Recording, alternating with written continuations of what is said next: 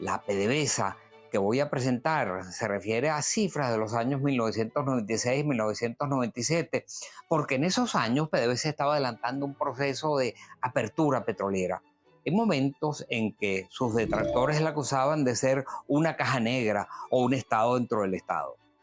Veamos la realidad.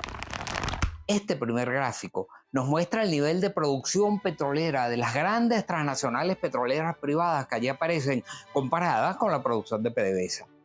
Como podemos ver, entre todos esos gigantes del mundo petrolero, Venezuela era la que producía más petróleo. Pero no basta con producir más petróleo, hay también que producirlo en forma eficiente. En los gráficos siguientes haremos referencia a varios indicadores expresados en forma de índices que comparan los niveles de eficiencia entre esas corporaciones. Se comparan en los siguientes cuadros los costos y gastos de producción entre los gigantes petroleros en referencia, relacionándolos con sus ingresos. PDVSA tenía menores costos y gastos que todas ellas, a pesar de lo que dicen. Veamos ahora el índice de solidez, o sea, el total del activo sobre el total del pasivo. Una vez más, PDVSA aparece como la más sólida entre todas las transnacionales petroleras consideradas. Para no alargarme, quiero presentarle dos últimos gráficos. El primero de ellos se refiere al nivel de endeudamiento. Comparemos el nivel de endeudamiento de esas empresas en relación con su patrimonio neto. Una vez más, PDVSA aparecía a la cabeza del mundo. Era la empresa menos endeudada entre las grandes transnacionales petroleras consideradas. Y por último, quisiera referirme a la utilidad que percibían esas corporaciones. Al comparar sus respectivas utilidades netas con sus ingresos totales, una vez más PDVSA estaba a la cabeza, porque una empresa que produce más con menores costos y gastos y menor nivel de endeudamiento, sencillamente tiene que ser la más rentable y eficiente que las demás. Esa PDVSA, como antes dije, ya no existe. Hoy ni siquiera podríamos presentar gráficos como los anteriores, porque la empresa dejó de publicar a tiempo sus balances y sus informes. Sabemos que la empresa está tremendamente endeudada financiera y comercialmente, y que sus niveles de producción se han venido a pique. De haberse mantenido el ritmo de crecimiento que caracterizaba a PDVSA, hoy deberíamos estar produciendo más de 6 millones de barriles diarios de petróleo. Pero, según cifras de la OPEP, nuestra producción apenas ronda los 800.000 barriles por día. En este gráfico, elaborado por Edgar Chacín, un extraordinario geólogo venezolano, se resume el auge y la caída de PDVSA. Del lado izquierdo del logo, con el tradicional logo azul que PDVSA siempre tenía, podemos ver el auge que venía experimentando la producción y el crecimiento de la empresa, el crecimiento de la producción petrolera de la empresa. Del lado derecho, con el lago rojo que ellos han adoptado, se pone en evidencia la caída de la producción petrolera, en la que hoy en día llaman la PDVSA de todos. La PDVSA roja rojita, pues. Cabe preguntarse, ¿cuándo comenzó la caída de PDVSA? Yo diría que comenzó a raíz del llamado paro petrolero, hacia el año 2002-2003.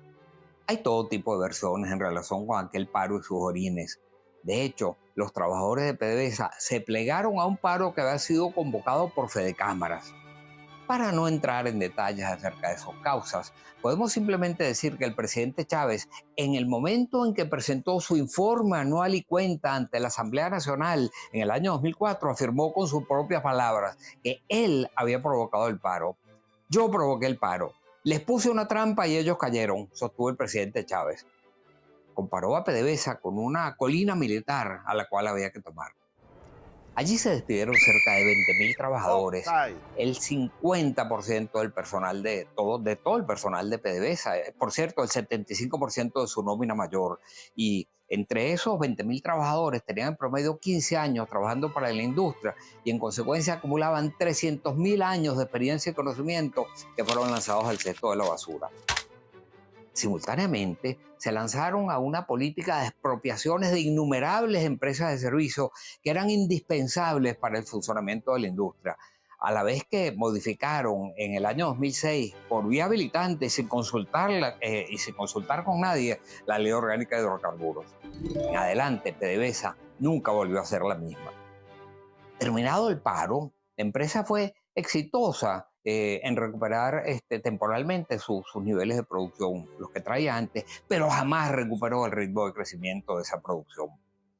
Al principio nada se notó, porque debido a circunstancias en los mercados petroleros internacionales, los precios se dispararon a niveles nunca antes imaginados, pasando ese precio de $13 por barril a $114 por barril.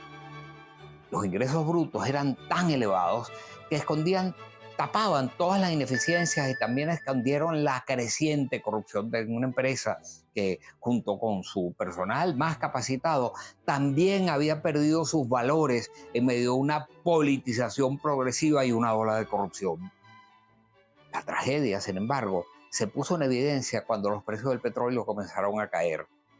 Las instalaciones habían dejado de recibir el mantenimiento que requerían y con ello comenzaron a producirse innumerables percances, accidentes, derrames, paradas no previstas, algunos por cierto de gran gravedad como el que ocurrió en la refinería de Amoay.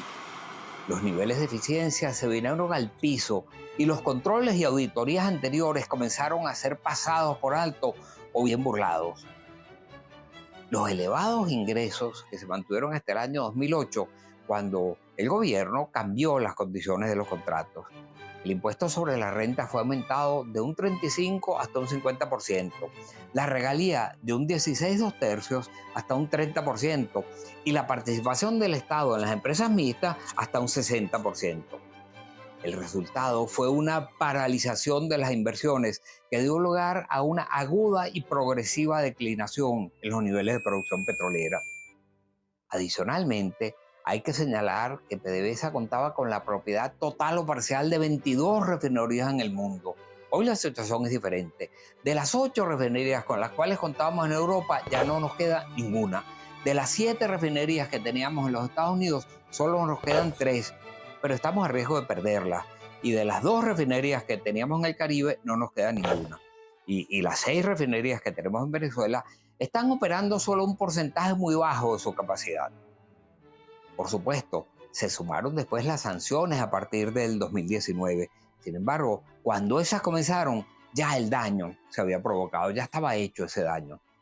El impacto económico del deterioro de la industria petrolera ha sido devastador para la economía venezolana, cuyo Producto Interno Bruto ha experimentado a lo largo de la última década una caída que supera el 75%, y a su moneda, el bolívar, ya le han quitado 14 ceros. Como consecuencia de ello, más de 7 millones de venezolanos han abandonado el país porque les robaron el futuro.